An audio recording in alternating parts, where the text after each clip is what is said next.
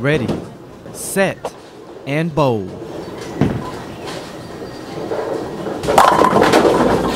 That's what the Lady Red Wolves are doing, preparing for the NCAA tournament in Detroit, Michigan, April 14th through the 16th.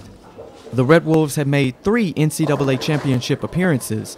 Last season was their 3rd under first-year head coach Justin Kostick.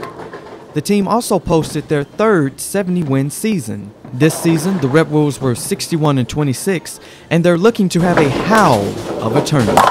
The whole thing with bowling is spares. If you get your spares, then you can ultimately win a game. The whole saying is get your spares, strikes will come. This year what we're going to do is just go in there, be positive, and not everything is given to us. We have to fight for everything.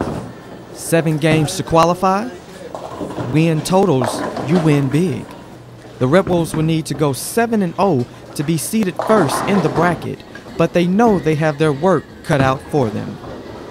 One of the things to have a successful program with bowling is if you can use your teammate's shot to make an adjustment the next time that you come up, that's a big advantage that you have, and we're really on top of a lot of that.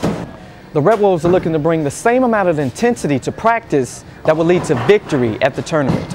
Here in Paragould, Arkansas at the Paragould Bowling Alley, I'm Eric Hicks, ASU TV News.